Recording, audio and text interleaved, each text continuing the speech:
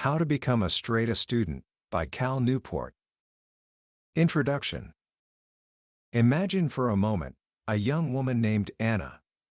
She's a college student and a very good one at that. She gets straight A's.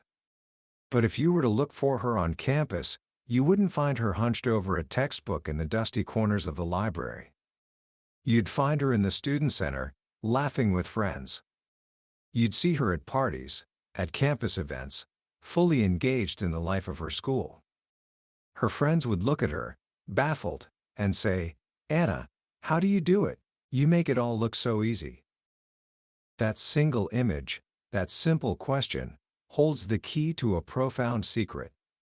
A secret that most students never learn, and one that separates a life of academic struggle from a life of effortless success. We've all been told a story about what it takes to succeed in college. It's a story of sacrifice, of grim all-nighters fueled by coffee and desperation. A story where the library is a second home and a social life is a luxury you can't afford. We believe that to get the best grades, you have to become what's known as a grind, someone who simply outworks everyone else, trading their happiness and their youth for a few extra points on a transcript. But what if that story is wrong? What if the most successful students aren't the ones who study the most, but the ones who study the smartest? That is the powerful, almost revolutionary idea at the heart of Cal Newport's brilliant book, How to Become a Straight A Student. This isn't your typical study guide, filled with advice from professors who haven't been in a real classroom as a student for decades. Instead, Newport did something remarkable. He went straight to the source. He interviewed top-scoring students from the most demanding universities in the country, Harvard, Princeton, Yale, Dartmouth, and he asked them a simple question: how do you really do it? He wasn't interested in the grinds. He filtered them out. He was looking for the Annas of the world. The students who scored high while seemingly studying less, who aced their exams and still had time for friends, hobbies, and a full night's sleep. What he uncovered was an underground set of strategies, unconventional and startlingly effective, that allowed these students to operate on a completely different level. Today, we're going to pull back the curtain on those secrets. By the end of our time together, you will understand the fundamental flaws in how most people study, and you will have a clear blueprint for how to transform your own academic life. You will learn how to manage your time in just 5 minutes a day, how to conquer procrastination not with willpower but with strategy, and how to learn complex material so deeply that studying for an exam becomes a simple, stress-free review. This isn't about working harder. It's about working with a level of efficiency and intelligence that makes hard work obsolete. It's about finally learning the real rules of the game. Book summary. Let's start with a scene that I'm sure is familiar to you. It's Sunday morning. You walk into the library with a heavy backpack and an even heavier heart. Your goal for the day is simple, yet daunting. Finish all of your homework and maybe, just maybe, start that paper that's due on Wednesday. You find a quiet spot, lay out your books, and the long, slow march begins.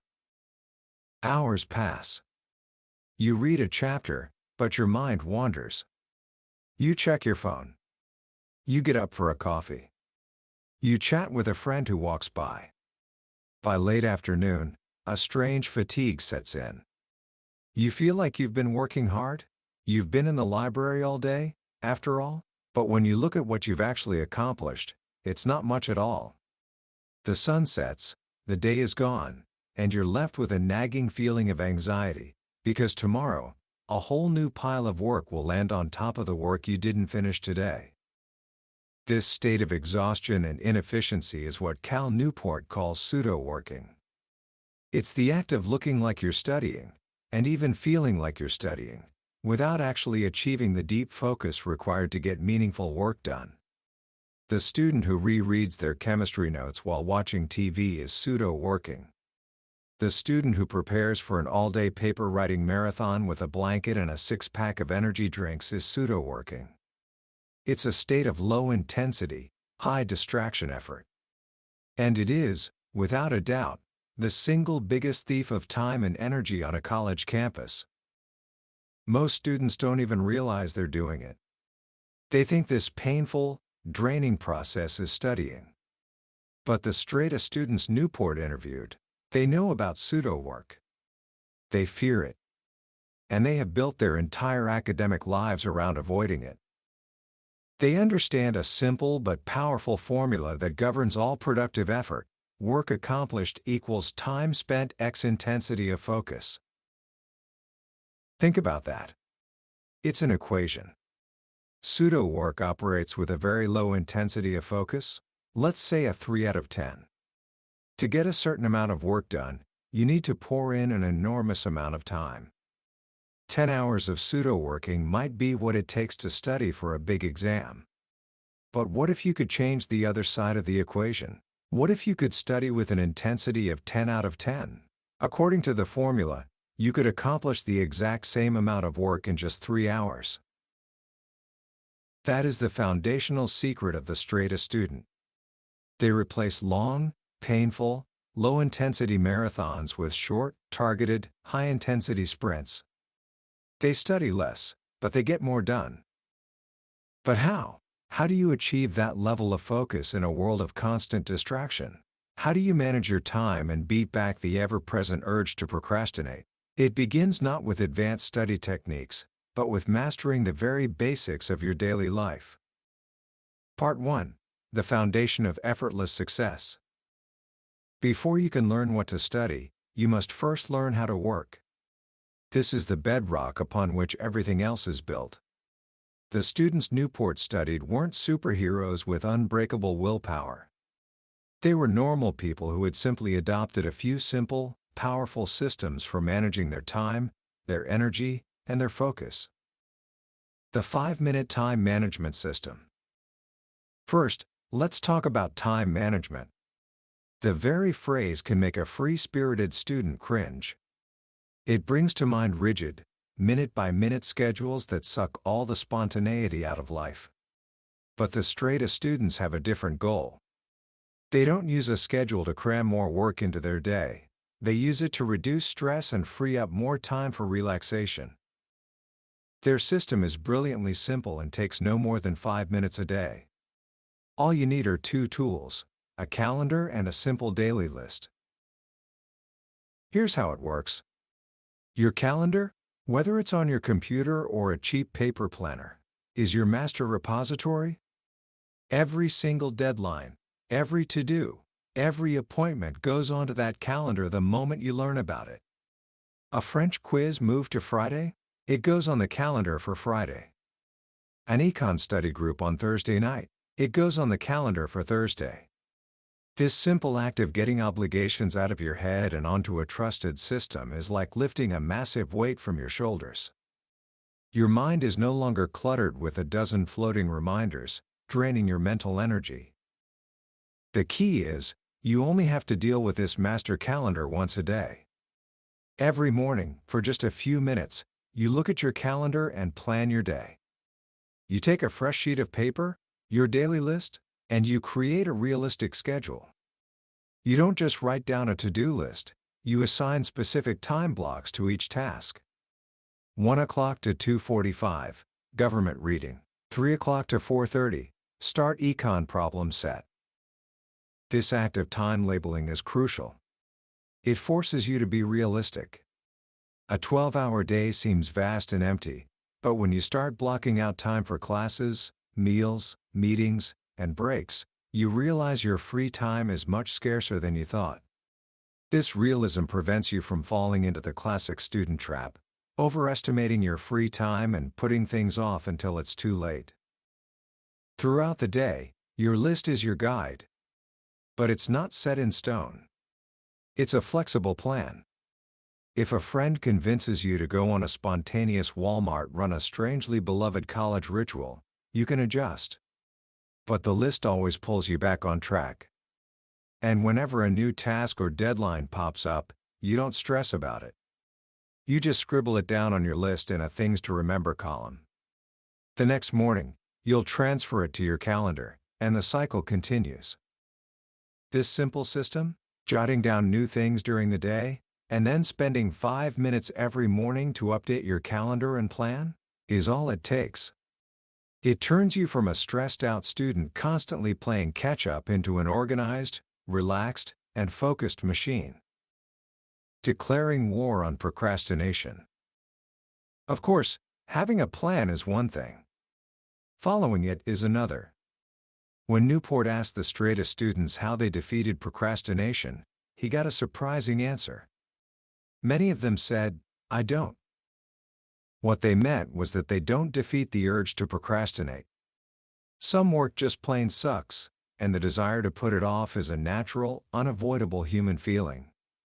So instead of relying on pure willpower to fight that feeling, they developed an arsenal of battle-tested strategies to sidestep the urge and get the work done anyway. They don't fight the feeling, they outsmart it. Here are 5 of their most powerful battle plans. Battle Plan 1. Keep a work progress journal. Our egos are powerful things. We don't like to admit to ourselves that we're being lazy. So, we invent elaborate excuses. I'll be more focused tomorrow morning.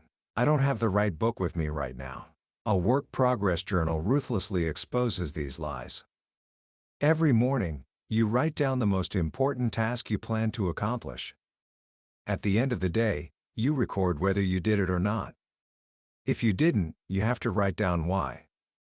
The act of putting a flimsy excuse on paper, in ink, is a powerful blow to the ego. It forces you to confront the truth, and that discomfort is often all the motivation you need to get back on track. Battle Plan 2. Feed the machine. Your brain is a physical organ. It runs on fuel. Low energy breeds procrastination. So, during long work periods, you have to treat your body like a high-performance machine. This means drinking water constantly to stay hydrated and energetic. It means monitoring your caffeine intake so you get a boost without becoming jumpy and unfocused. And it means treating food as a source of energy, not just satisfaction. Healthy snacks like fruit and nuts provide a long-term energy boost, while sugar and refined carbs will lead to a quick crash. And never, ever skip meals. Hunger is the enemy of focus. Battle Plan 3. Make an event out of the worst tasks. Some tasks are so horrible that the mere thought of starting them is paralyzing. For these, you need to change the game. As one student put it, I try to make an event out of it. Instead of trying to tackle that dreadful assignment in your dorm room, go somewhere new. Find an out-of-the-way coffee shop or bookstore cafe. The novelty of the location and the effort it took to get there creates a sense of occasion. You're sitting there, alone, surrounded by strangers. It's almost more awkward not to work. The change of scenery can be just the jolt you need to break through the initial resistance and finally begin. Battle Plan 4. Build a routine. Our brains love habits. Good or bad, once a routine is established, it runs on autopilot. You can use this to your advantage. Identify at least 1 hour on each weekday that is consistently free. Then, use that same hour for the same task every week. Maybe Mondays, Wednesdays, and Fridays from 10 to 11 a.m. are for your history reading. Tuesdays and Thursdays are for your statistics problem set. After a few weeks, this work becomes a habit. You no longer have to convince yourself to do it. It's just what you do at that time. It's a way of making steady progress without draining your limited motivational resources. Battle Plan 5. Choose your hard days. Every student faces them, days where you simply have more work than can be handled in a balanced schedule. Most people wait until they're overwhelmed and forced into a day of grinding. But smart students are proactive. They look ahead at their calendar, see a storm of deadlines on the horizon, and they choose a hard day in advance. By planning it, they take control. They can prepare mentally, tell their friends not to bother them, and even schedule a fun reward for the evening after. A hard day that is forced upon you feels draining and abusive. A hard day that you choose feels like a challenge you've conquered. These foundational skills, a simple time management system and a set of anti-procrastination strategies, are what allow straight-A students to achieve such a high intensity of focus. They create a lifestyle that supports deep work, which in turn allows them to study far more efficiently than their peers. But what do they actually do during those focused bursts of study? Part 2. Conquering quizzes and exams. Here we arrive at the heart of the matter, the act of studying itself. And we must begin by demolishing the single most common and most ineffective study method used by students everywhere: rote review. Rote review is the simple act of reading and rereading your notes and assignments as many times as possible, hoping that by sheer repetition, the information will somehow stick. Let's be clear, this is a horrible way to study. It's passive. It's boring. Your mind fatigues quickly, and your ability to synthesize complex ideas plummets. It's like trying to fill a bucket with a hole in it. You can pour in hours and hours of time, but very little actually stays. The straight-A students have a better way. They understand that studying is a skill, and like any skill, technique matters. They don't try to shoot a basketball granny style 1,000 times, they learn how to shoot a proper jump shot. Their technique is superior, so they get better results with less effort. This superior technique starts long before the exam, right in the classroom itself. Step 1. Taking smart notes. The first rule is simple: always go to class. It doesn't matter if it's early, if the professor is boring, or if you're tired. Going to class saves you an enormous amount of time later. A missed lecture can take twice as long to learn on your own. But just being there isn't enough. You have to take notes that actively help you learn, not just passively record what's being said. The method for this depends on the type of course. For non-technical courses, like history, English, or political science, the key is to identify the big ideas. Exams in these classes are all about understanding and contrasting major arguments. To capture these, you must listen for a simple 3-part structure that professors almost always use: question, evidence, conclusion. Most big ideas are presented as an answer the conclusion to an interesting question, supported by various pieces of evidence. Your job as a note-taker is to structure everything you write down into this format. When a professor starts a new topic, you write question, and then you capture the question they are trying to answer. Then, as they present facts, examples, and arguments, you list them as bullet points of evidence. Finally, you write conclusion, and you summarize the main takeaway. Sometimes the professor won't state the question or conclusion explicitly. That's your job. You have to actively listen and deduce them. This simple act of structuring your notes transforms you from a passive stenographer into an active learner, identifying and cementing the big ideas as the lecture happens. For technical courses, like math, science, or engineering, the strategy is different. Here, you can forget about big ideas. The key is to record as many sample problems as possible. Your entire focus in class should be on capturing the step-by-step solutions to examples. These worked-out problems will become your most valuable resource when you study. When the professor moves too fast, prioritize. First, get the problem statement and the final answer. Then, if you can, get the steps. And if you get lost on a particular step, put a big question mark next to it in your notes. Don't just let it slide. Step 2. Demoting your assignments. One of the biggest sources of overwhelm for students is the sheer volume of reading. The straight-A students have a liberating secret: you don't have to read everything. Trying to do so is a luxury most students can't afford. The key is strategic triage. First, you identify the favored sources, usually a main textbook or course reader that appears on the syllabus for almost every lecture. You always read the assignments from these sources carefully. Everything else is a supplemental reading. To decide how to handle these, you use a simple hierarchy of importance. Readings that make an argument are the most important. Readings that simply describe an event or person are in the middle. And readings that only provide context, like a speech transcript, are the least important. You spend your limited time and energy at the top of this hierarchy, and you skim or even skip what's at the bottom. When it comes to problem sets in technical courses, the key is to avoid tackling them in one massive, last-minute session. Instead, work on them constantly, in small chunks. Do 1 or 2 problems a day. And most importantly, don't work alone. Working with a small group of classmates can drastically cut down the time it takes to get through a hard problem set, as you can pool your knowledge and get unstuck much faster. Steps 3 and 4. Marshalling your resources and conquering the material. Now, with the exam approaching, it's time to prepare. Notice I didn't say study.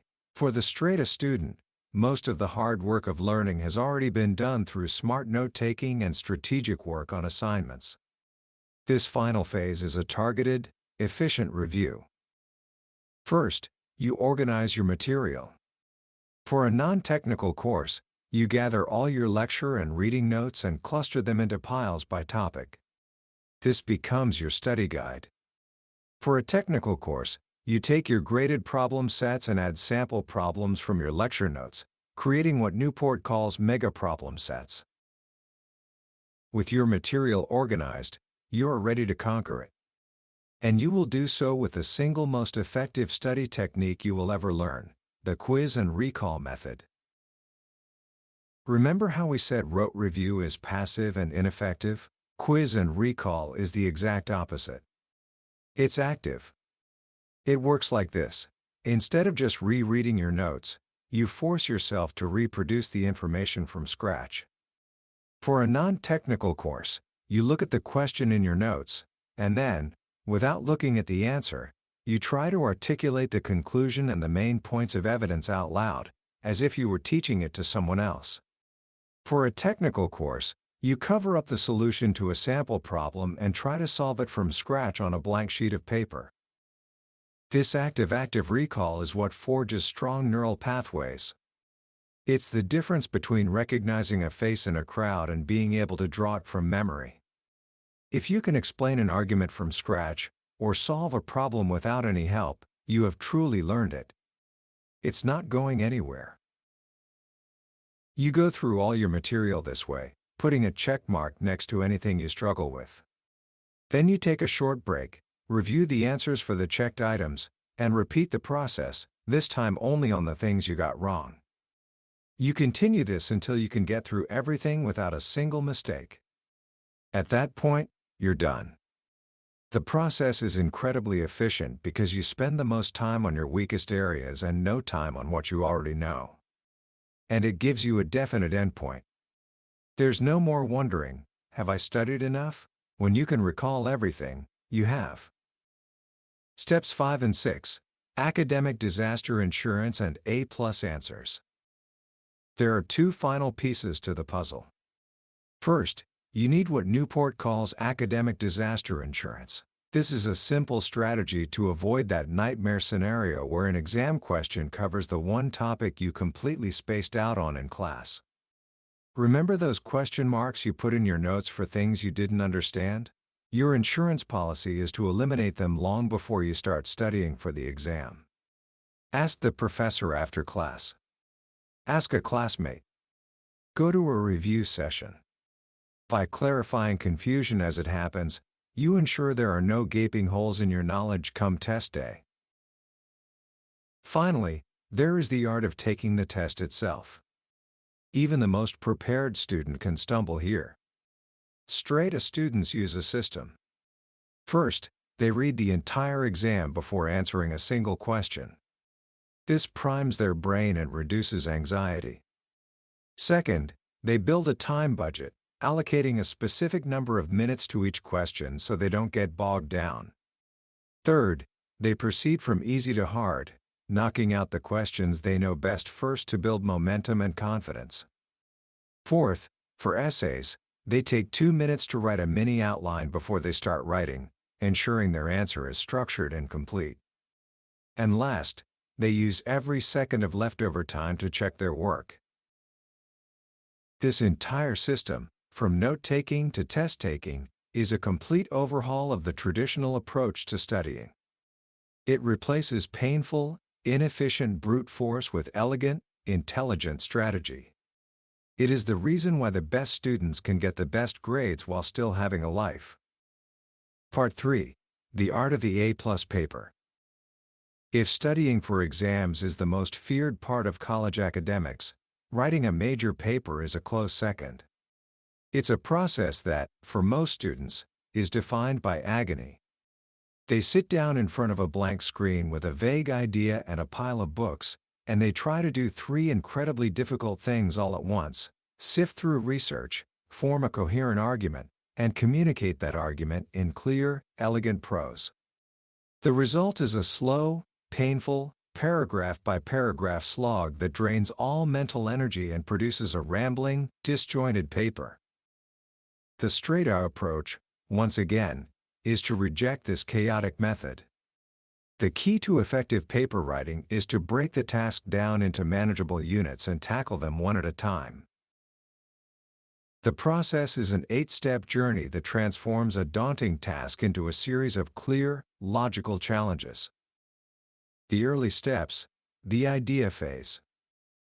The quality of your final paper is determined long before you write a single sentence. It begins with the idea. Step 1. Target a titillating topic. For a research paper, you must choose a topic that genuinely excites you. If you're not curious about the idea, the entire process will be a tedious chore. So, from the very first day of class, be on the lookout for ideas in lectures or readings that pique your interest. Step 2. Conduct a thesis hunting expedition. A topic is not a thesis. A topic is a subject. A thesis is a specific, interesting argument about that subject. To find a good one, you don't just dive into the library and hope for the best. You start general, then move one layer deep. Find 1 or 2 general overview books on your topic. Read the relevant chapters, but pay closest attention to their bibliographies. Those citations will lead you to more focused, specific journal articles and books. It is in these 1-layer deep sources that you are most likely to find a nuanced, original, and supportable thesis. Step 3. Seek a second opinion. Once you have a thesis idea, you must do something that most students are too intimidated to do. Talk to your professor about it. A simple 10-minute meeting during office hours can save you from disaster. The professor can tell you if your idea is appropriate, if it's too broad or too simple, and they can often suggest key sources you might have missed. A thesis is not a real thesis until an expert has given you the green light. The middle steps, the research and argument phase. With an approved thesis in hand, you are ready to build your case. Step 4. Research like a machine. The goal of research is to get all the information you need without getting lost in the endless stacks of the library. The straight-A students follow a 4-part mechanical process. 1. Find sources. 2. Make personal copies of all sources. 3. Annotate the material. 4. Decide if you're done. The most important part of this is making personal photocopies or printouts of every relevant chapter and article. This creates a portable, condensed library of sources that you can organize, highlight, and annotate to death. As you skim each source, you create a simple, 1-page annotation sheet that serves as a concise pointer to the important arguments inside. This way, when you're building your argument, you're working from your organized annotations, not digging through a pile of books. Step 5. Craft a powerful story. Now comes the creative part. With your thesis and your annotated research in hand, it's time to formulate your argument. This isn't about filling in a formula. It's about thinking. You need to pull all the pieces together into a powerful, coherent story. The best way to capture this story is with a topic-level outline. This is not the rigid, multi-level outline from middle school. It's a simple, ordered list of the main topics you will discuss in your paper. For example, 1. Introduce Macmillan's thesis. 2. Introduce my thesis. 3. Discuss early accounts of the Eiger. 4. Discuss press coverage of the first ascent. And so on. Once you have this topic skeleton, you then go back and flesh it out by typing relevant quotes and evidence directly from your sources underneath each topic header. When you are done, you will have a long, detailed document that contains the complete logical structure and all the supporting evidence for your paper. The hard work of thinking is now complete. Step 6. Consult your expert panel. Before you start writing, get feedback on your outline. Your panel should include your professor, but also a couple of smart friends from the class. Walk them through your argument. They will help you spot unclear transitions or weak points in your logic. This final check ensures that your structure is rock solid before you commit it to prose. The final steps, the writing and polishing phase. Step 7. Write without the agony. If you've followed the steps so far, the actual writing should be the most straightforward part of the entire process. You're not trying to think and write at the same time.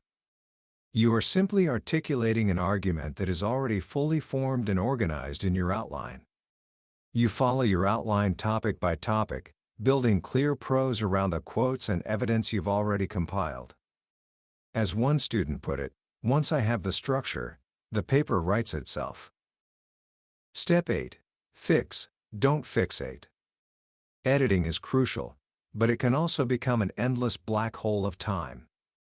To avoid this, use a simple, 3-pass system. Pass 1. The Argument Adjustment Pass.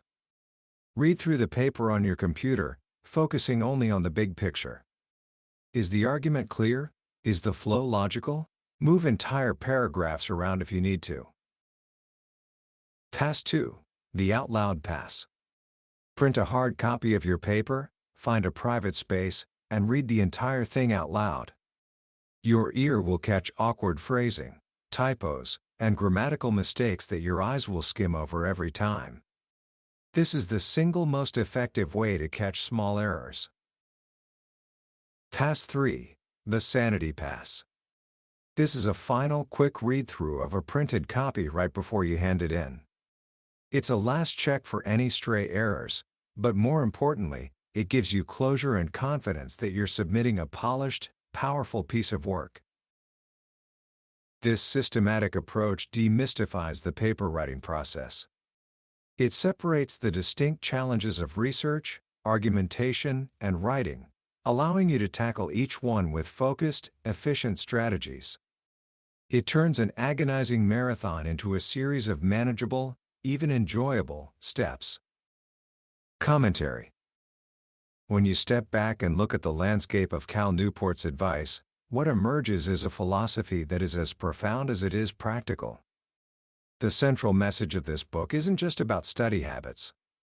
It's about rejecting a culture of busyness as a badge of honor.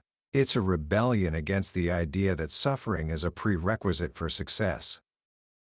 The most powerful lesson, I believe, is the distinction between pseudo-work and deep work. We live in a world that is engineered for distraction. Our phones, our laptops, our social environments, they all pull us toward a state of shallow, fragmented attention. And so, we fall into pseudo-working without even realizing it. We spend 8 hours in the library and feel productive, but we've only accomplished what could have been done in 2 hours of focused effort. This book gives us not only the language to identify this trap but the tools to escape it.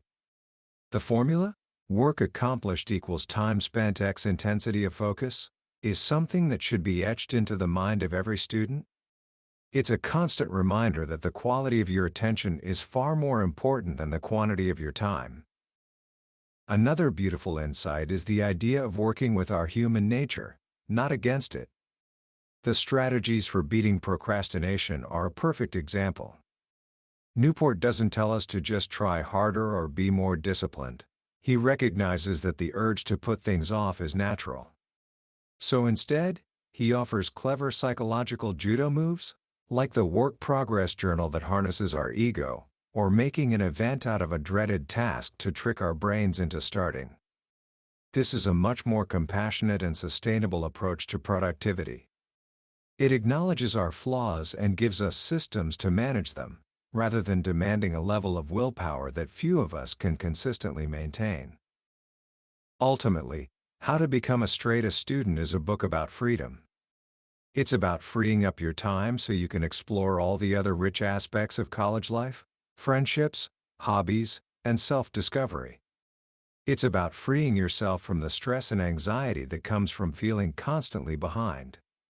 And it's about freeing yourself from the false belief that you're not smart enough to get top grades. As Newport so brilliantly demonstrates, academic success is not a reflection of innate intelligence.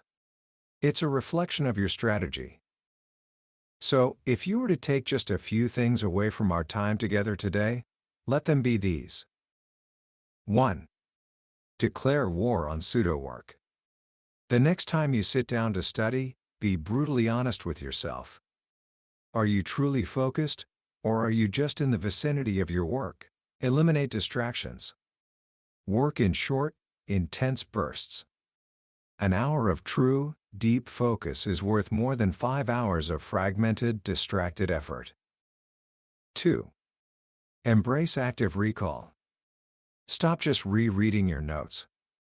The next time you study for a test, close the book and try to explain the concepts out loud. Try to solve the problems from scratch. This simple shift from passive review to active recall will revolutionize how quickly and deeply you learn. 3. Separate the steps. Whether you're studying for an exam or writing a paper, break the process down. Don't try to research, outline, and write all at once. Do your thinking first. Organize your ideas. Then write. This systematic approach reduces overwhelm and dramatically improves the quality of your work. This book is a toolkit, but it's also a manifesto. It's a declaration that you can be exceptional without sacrificing your well-being. That you can achieve more by doing less. And that the path to becoming a straight A student is not through grinding, but through wisdom. That was a deep dive into How to Become a Straight A Student by Cal Newport. We've covered the core strategies today, but I'll be honest with you, a summary is like looking at a map of a beautiful country. It can show you the main roads and the big cities, but it can't give you the feeling of walking through the streets, hearing the music, and tasting the food. The real magic happens when you read the book yourself. It's in the quiet moments, when a particular case study or a simple phrase connects with you in a way you didn't expect. This summary is designed to help you decide if this book is worth your time. If anything we've talked about today has resonated with you, I truly encourage you to grab a copy. Reading it isn't just learning, it's an experience that can genuinely change the way you approach not just your studies, but any challenging work in your life. The link to the book is in the description below. Also, if you found this journey valuable, please take a moment to hit that like button and subscribe to the channel. That way, you won't miss our next exploration into another life-changing book from the billionaire's bookshelf. Let's keep learning and growing together.